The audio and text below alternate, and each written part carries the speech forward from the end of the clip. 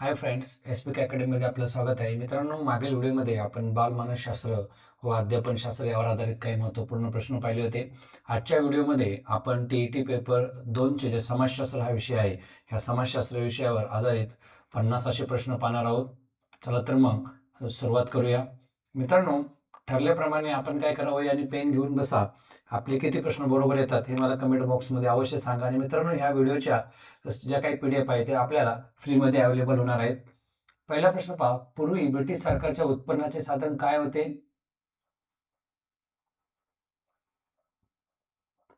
तर शेतसारा हे पूर्वी ब्रिटिश सरकारच्या उत्पन्नाचे साधन होते. आपल्याला माहिती आहे की शेतसारा आकारून ब्रिटिश सरकार त्यांचं उत्पन्न मिळवत होते आणि हा शेतसारा मिळवण्यासाठी ते शेतकऱ्यांवर अन्याय करत होते. 1857च्या उठावाचा मुख्य परिणाम काय झाला? आपल्या सर्वांना माहिती आहे की आपल्या भारतीय इतिहासामध्ये सर्वात महत्त्वाचा उठाव म्हणजे जो 1857चा उठाव आहे, याचा मुख्य परिणाम काय झाला? तर याचा मुख्य परिणाम असा झाला की राणी व्हिक्टोरियाने काय केलं, आपल्या भारतीयांना उद्देशून जाहीरनामा काढला. आपल्या सर्वांना माहीत आहे की याच्यामुळे परिणाम असा झाला की जो भारताचा कारभार होता हा राणी व्हिक्टोरियांकडून कोणाकडे गेला? डायरेक्ट थेट ब्रिटिश राजवटीकडे देण्यात आला. आणि मित्रांनो, ह्या जो तिने जाहीरनामा काढला होता, ह्या जाहीरनाम्यामधला महत्त्वाचा एक प्रश्न विचारला जातो, तो म्हणजे जो भारताचा गव्हर्नर जनरल होता, तो गव्हर्नर जनरल न राहता आता कोण झाला? तो व्हाईसरॉय झाला. आणि खूप साऱ्या परीक्षेला विचारलेलं आहे की पहिला व्हाईसरॉय कोण? तर लॉर्ड कॅनिंग हा काय होता? आपल्या भारताचा पहिला व्हाईसरॉय होता. पुढे जाऊया. मध्य प्रदेशातील डायजास येथील अश्मयुगातील गुहाचित्र प्रसिद्ध आहेत. 5वीच्या पुस्तकातला प्रश्न आहे मित्रांनो. भीमबेटका येथील अश्मयुगातील काय आहेत? गुहाचित्र हे प्रसिद्ध आहेत. स्वतःच्या बुद्धीवर विश्वास ठेवा किंवा इतर कोणी सांगतो म्हणून विसंबून राहू नका, असे लोकांना कोणी सांगितले? तर रॉजर बेकन या विचारवंतांनी सांगितले. वसईचा तो कोणाकोणात झाला? तर पहा, जो वसईचा त आपल्या सर्वांना माहिती आहे की दुसरा बाजीराव पेशवे आणि इंग्रज यांच्यामध्ये झाला. मित्रांनो, याची एक इंटरेस्टिंग स्टोरी अशी आहे की जो वसईचा त आहे, आता आपल्या सर्वांना माहित असं जे होळकर होते, या होळकरांनी काय केलं? पुण्यावर स्वारी केली. आणि पुण्यावर स्वारी केल्यानंतर हा दुसऱ्या बाजीराव स्वतःचा जीव वाचवण्यासाठी पळून ब्रिटिशांकडं वसईला गेला. आणि मग त्यांनी स्वीकारलं, ब्रिटिशांनी त्याला संरक्षणासाठी तैनाती फौजेचा स्वीकार करायला लावला आणि त्याने तो स्वीकार केला. आणि हा जो वसईचा त आहे हा 31 डिसेंबर 1802 रोजी घडून आला. पुढे जाऊया. पुढीलपैकी कोणते नेते प्रार्थना समाजाचे नेते नव्हते? पहा, आता या ठिकाणी जर आपण पाहिलं तर गोपाळ गणेश आगरकर हे काय होते? प्रार्थना समाजाचे नेते नव्हते, एक समाजसुधारक होते. त्याच्यामध्ये आत्माराम तर्खडकर, राघव भांडारकर, न्यायमूर्ती गोपाळ रानडे हे काय होते? सर्व प्रार्थना समाजाचे नेते होते. पुढे जाऊया. शिवाजी महाराजांनी मुख्यतः सुरतेवर स्वारी का केली? तर आपल्याला माहिती आहे की सुरत हे काय होते? आर्थिकदृष्ट्या अत्यंत संपन्न होते. त्यामुळे काय केलं? शिवाजी महाराजांनी मुख्यतः सुरतेवर स्वारी केली. मित्रांनो, एक पुस्तकात मी असं वाचलं होतं की जेव्हा शिवाजी महाराजांनी सुरतेवर स्वारी केली, सुरतेची लूट केली, त्यानंतर सुरतमध्ये काही लोक होते ते अफवा पसरवायचे की शिवाजी महाराज येणार, लूट करून जाणार, शिवाजी महाराजांना लूट करून जाणार. या भीतीने त्या ठिकाणचे जे व्यापारी होते, जे ब्रिटिश होते, त्यांनी काय केलं? स्थलांतर करून ते मुंबईला आले. पुढे 1857च्या प्लासीच्या लढाईचे प्रमुख वैशिष्ट्य कोणते होते? तर आपल्या सर्वांना माहिती आहे की 1757ची जी प्लासीची लढाई झाली ही सिराज उद्दौला व ब्रिटिशांमध्ये झाली होती. तर याच्यामधलं जर वैशिष्ट्य पाहिलं तर 4 नंबरचं बघा. त्यांनी काय केलं? ब्रिटिशांनी जो मीर जाफर होता, ह्या मीर जाफरला बंगालच्या नवाबपदाचं आमिष दाखवलं. त्यामुळे काय तो झाला? फितूर झाला आणि तो युद्धात उतरला, पण त्याने काय केलं? ब्रिटिशांविरुद्ध युद्ध केलं नाही. त्यामुळे काय झालं? सिराज उद्दौलाचा पराभव झाला. कोकणात इंग्रजांविरुद्ध कोणी उठाव केला? मित्रांनो, TCS परीक्षेला उठावावर हमखास प्रश्न विचारले जातात. तर पहा, या ठिकाणी विचारले आपल्याला कोकणात इंग्रजांविरुद्ध कोणी उठाव केला? तर आपल्याला माहिती आहे फोंड आणि सावंत यांनी काय केला? कोकणात इंग्रजांविरुद्ध उठाव केला. आता मित्रांनो, आपण दुसरा पर्याय बघितला रामोशी. तर रामोशी यांनी काय केलं? सातारा जिल्ह्यामध्ये पहिला उठाव केला. आणि असंही विचारलं जातं की या उठावाचं नेतृत्व कोणी केलं होतं? तर रामोशींचा जो पहिला उठाव झाला होता, या उठावाचं नेतृत्व चतुर सिंग यांनी केलं होतं. आणि त्यांनी कधी केलं होतं? ते 1822 मध्ये. प्रबोधन म्हणजे मुख्यत्व काय होय? तर प्रबोधन म्हणजे काय? भारतीय भाषेमध्ये भारतीय प्रबोधन म्हणजे काय? विचारांची जागृती, म्हणजे विचारांची जागृती होय. 16व्या शतकाच्या उत्तरार्धात जनतेच्या हक्काची पायमल्ली होऊ लागली. कारण का जनतेच्या हक्काची पायमल्ली का होऊ लागली? कारण आपल्या सर्वांना माहिती आहे की 16व्या शतकात जे धर्मगुरू होते यांचं काय झालं होतं, कर्मकांड हे खूप माजलं होतं, प्रबळ झालं होतं. पुढे अमेरिकेतील वसाहती व इंग्लंड यांच्यामध्ये तणाव वाढण्याचं महत्वाचं कारण कोणतं होतं? तर याचं महत्वाचं कारण असं होतं, जे इंग्रज सैनिक आहेत, हे इंग्रज सैनिकांनी काय केलं होतं, त्यांची अमेरिकेमध्ये उपस्थिती वाढवली होती. त्याच्यामुळे काय झालं, अमेरिकेतील वसाहती व इंग्लंड यांच्यामध्ये तणाव निर्माण झाला होता. पुढीलपैकी कोणती जोडी ही फ्रेंच विचारवंताची नाहीये? तर पहा, रुसो आणि मॉन्टेस्क्यू, पर्याय क्रमांक 3 ही काय आहे? फ्रेंच विचारवंतांची जोडी नाहीये. बाकी मॉन्टेस्क्यू, व्होल्टेअर, मॅझेनी, कावर, व्होल्टेअर, रुसो हे काय सर्व फ्रेंच विचारवंत आहेत. आफ्रिकेला काळे खंड का म्हणतात? त्याचं कारण, तर आफ्रिकेला काळे खंड म्हणण्याचं कारण का त्यातील बराच भाग अनेक वर्ष काय होता? अज्ञात होता. त्यामुळे आपण त्याला काळे खंड असे म्हणत होतो. 2 महायुद्धांच्या दरम्यान किती वर्षाचा कालावधी होता? तर 2 महायुद्धांच्या दरम्यान 20 वर्षाचा कालावधी होता. परीक्षेला आपल्याला असंही विचारलं जाऊ शकतं की पहिलं महायुद्ध कधी झालं किंवा कधीपासून सुरू झालं आणि कधी संपलं? तर पहा, 28 जुलै 1914 रोजी काय झालं होतं? पहिलं महायुद्ध सुरू झालं. आणि मित्रांनो, हे जे युद्ध होतं 11 नोव्हेंबर 1918 रोजी काय झालं? संपुष्टात आलं. आपल्या सर्वांना माहिती आहे की आपण 10वीचं पुस्तक वाचलं असेल तर तुम्हाला त्याच्यामध्ये कळेल की त्याच्यात 2 गट होते. त्याच्यामध्ये एक दोस्त राष्ट्र असेल, दुसरं असेल मध्यवर्ती शक्ती. त्यानंतर बघा, आता जे पहिलं महायुद्ध समजलं, आता आपल्याला दुसरं महायुद्ध कधी झालं बघा. तर दुसरं महायुद्ध झालं होतं 1 सप्टेंबर 1939 रोजी. आणि सुद्धा हे युद्ध सुद्धा मित्रांनो 2 सप्टेंबर 1945 रोजी संपलं होतं. आपल्या सर्वांना माहिती आहे, याच्यामध्ये पण दोस्त राष्ट्र आणि दुसरं होती अश्वशक्ती. आता अश्वशक्तीमध्ये काय होतं? Japan, Germany, Italy. आपल्याला माहिती आहे की जेव्हा हे युद्ध झालं तेव्हा अमेरिकेने अणुबॉम्ब टाकले होते जपानवर, हिरोशिमा आणि नागासाकी.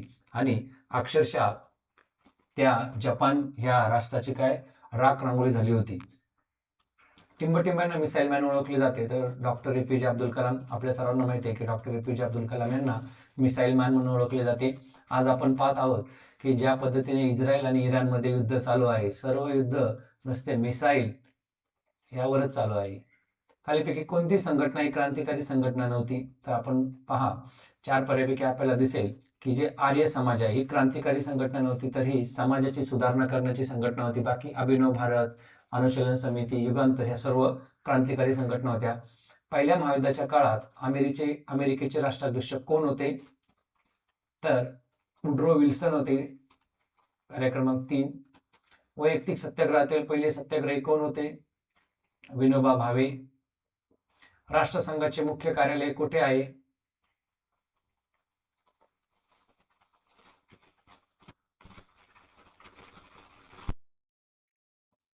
न्यूयॉर्क येथे राष्ट्रसंघाचे मुख्य कार्यालय आहे.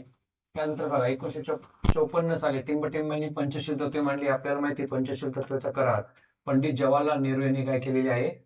पंचशील तत्वे मांडलेली आहेत. संयुक्त राष्ट्राच्या सुरक्षा समितीवर स्थायी सदस्य किती असतात? 5 स्थायी सदस्य असतात. परकीय वर्चस्वापासून मुक्त आणि अंतर्गत कारभाराबाबत पूर्ण स्वतंत्र अशा देशांना काय म्हणतात? तर अशा सर्व देशांना सार्वभौम देश असे म्हणतात. उपराष्ट्रपती डॅश डॅश पदसिद्ध सभापती असतात. उपराष्ट्रपती कशाचे पदसिद्ध सभापती असतात? तर उपराष्ट्रपती हे राज्यसभेचे पदसिद्ध सभापती असतात. खालीपैकी कोणता अधिकारी महानगरपालिका आयुक्तांचा सहाय्यक अधिकारी नाही? काय विचारले बघा, सहाय्यक अधिकारी. तर आपण पाहिलं तर उपआयुक्त असतात, नगर अभियंता असतो, आरोग्य अधिकारी असतो. तर उपमहापौर आणि महापौर हे काय असतात? सहाय्यक अधिकारी नसतात. हे आपण समाजाने निवडून दिलेले प्रतिनिधी असतात. कोणता उच्च न्यायालयाच्या कक्षेत अंदमान व निकोबार या केंद्रशासित प्रदेशांचा समावेश होतो? तर कोलकाता या उच्च न्यायालयाच्या कक्षेत अंदमान व निकोबार या केंद्रशासित प्रदेशांचा समावेश होतो. निमलष्करी दलात पुढीलपैकी कोणाचा समावेश होतो? सीमा सुरक्षा दलाचा. कशामध्ये? निमलष्करी दलामध्ये समावेश होतो. तर हे पूर्ण लष्करी दल आहेत. भूदल, नौदल, वायुदल.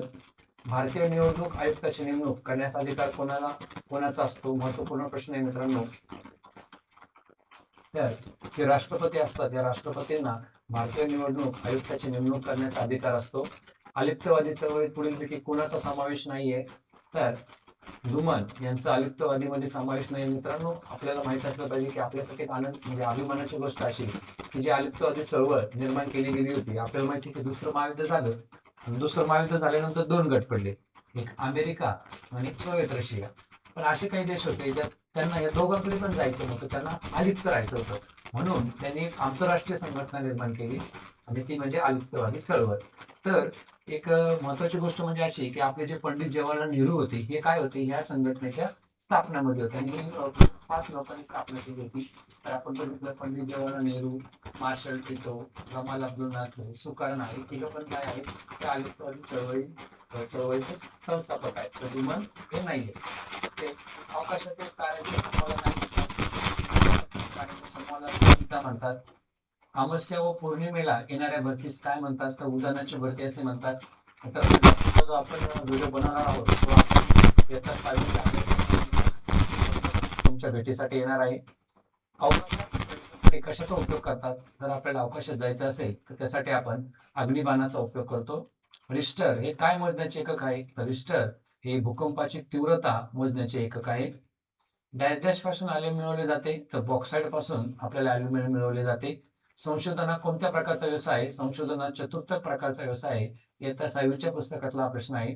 डॅश डॅश हे जगातील सर्वात मोठे धरण आहे, तर भांकरा नांगल हे जगातील सर्वात मोठे धरण आहे. मित्रांनो, हे लक्षात असू द्या की भांकरा नांगल हे धरण कोणत्या नदी काठी वसलेले आहे किंवा कोणत्या नदीवर आहे हे मला आवश्यक सांगा. कात ही कोणत्या वृक्षापासून बनवतात, तर कात ही खैर या वृक्षापासून बनवली जाते. सातपुडा पर्वतरांगेतील सर्वोच्च शिखर कोणते आहे, तर सातपुडा पर्वतरांगेतील सर्वोच्च शिखर धुपगड आहे. मित्रांनो, पर्वतरांगा आणि त्यातील सर्वोच्च शिखर आणि त्यांची उंची यावर प्रश्न विचारले जातात, तेही लक्षात असू द्या. तर पहा, सातपुडा पर्वतरांगेतील सर्वोच्च शिखर धुपगड आहे आणि लक्षात असू द्या जे धुपगड आहे याची जी उंची आहे 1352 मीटर आहे. कधी कधी असे विचारलं जातं की धुपगड हे कोणत्या राज्यामध्ये येतं, तर धुपगड हे मध्य प्रदेश राज्यामध्ये येतं. आता जर आपण पाहिलं कळसुबाई, कळसुबाई हे आपल्या सह्याद्री पर्वतरांगेतील सर्वोच्च उच्च शिखर आहे आणि आपल्या सर्वांना माहिती आहे की 1646 मीटर काय या कळसुबाईची उंची आहे.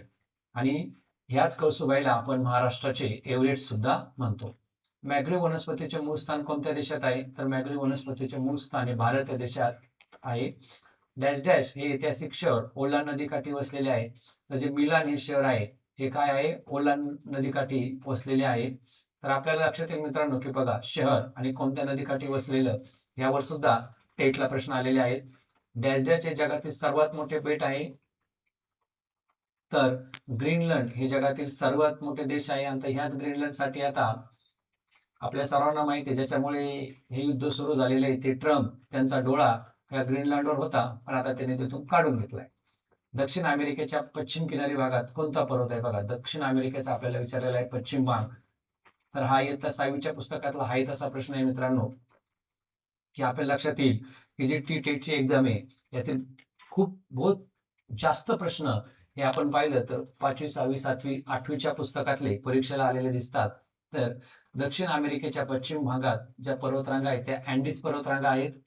इंदिरा गांधी कालवा कोणत्या राज्याच्या वायव्य भागात आहे, तर बघा आता कालवा राज्य न विचारता कोणत्या राज्याच्या वायव्य भागात आहे असं विचारलेला प्रश्न आहे, तर जो राजस्थान राज्य आहे या राजस्थान राज्याच्या वायव्य भागात हा आपल्याला इंदिरा गांधी कालवा दिसतो. गुरु शिखर हे कोणत्या पर्वतरांगेतील सर्वोच्च शिखर आहे, तर गुरु शिखर हे जे शिखर आहे हे आरोली पर्वतरांगेतील सर्वात उंच शिखर आहे. आणि मित्रांनो, महत्वाचं म्हणजे जे गुरु शिखर आहे या गुरु शिखराची उंची 1722 मीटर आहे. कोलेरू हे गोड्या पाण्याचे सरोवर कोणत्या राज्यात आहे, तर आंध्र प्रदेश राज्यात हे कोलेरू गोड्या पाण्याचे सरोवर आहे. भारतीय पठारावरील पश्चिम वाहिनी नदी कोणती, खूप साऱ्या परीक्षेत हा प्रश्न विचारलेला आहे की भारतीय पठारावरील पश्चिम वाहिनी नद्या कोणत्या किंवा खालीलपैकी कोणती नदी ही पश्चिम वाहिनी नदी नाहीये, तर लक्षात घ्या नर्मदा ही काय आहे, भारतीय पठारावर पश्चिम वाहिनी नदी आहे. मित्रांनो, मी तुम्हाला एक छोटीशी क्लुप्ती सांगतो पहा. तान मासा लू, तान मासा लू. ता म्हणजे तापी, न म्हणजे नर्मदा, मा म्हणजे माही, सा म्हणजे साबरमती, लू म्हणजे लुनी हे काय आहे, या प्रमुख अशा पश्चिम वाहिनी नद्या आहेत. आणि जर आपण पाहिलं, जर कोकण पट्टी आहे, सह्याद्रीचा भाग, यातून ज्या नद्या आहेत त्या सर्व पश्चिम वाहिनी नद्या आहेत आणि त्या सर्व अरबी समुद्राला जाऊन मिळतात. तर त्यातल्या काही नद्या आपल्या लक्षात असतीलच, वैतरणा, उल्हास असेल, सावित्री नदी असेल, मागे सावित्री नदीचा उगम होता महाडमध्ये, शास्त्री नदी, वशिष्ठी नदी, या सर्व काय आहेत, पश्चिम वाहिनी नद्या आहेत. तसंच एक लक्षात असू द्या, केरळ राज्यातील जी पेरियार नदी आहे ती सुद्धा पश्चिम वाहिनी नदी आहे. सागर तळाची खोली मोजण्याचे परिणाम कोणते, तर पहा, कॅदम हे काय आहे, सागर तळाची खोली मोजण्याचं परिमाण आहे. ऑस्ट्रेलियातील गवताळ प्रदेश कोणत्या नावाने ओळखले जातात, तर प्रेरी या नावाने काय केले जातात, त्या ठिकाणचे प्रदेश ओळखले जातात. टिंबटिंब हा जागृत ज्वालामुखी आहे. तर पहा, जो फुजियामा आहे, हा फुजियामा काय आहे, जागृत ज्वालामुखी आहे. मित्रांनो, आपल्या देशामध्ये जागृत ज्वालामुखी कुठे आहे, तर अंदमान या ठिकाणी आपल्या देशामध्ये एक जागृत ज्वालामुखी आहे.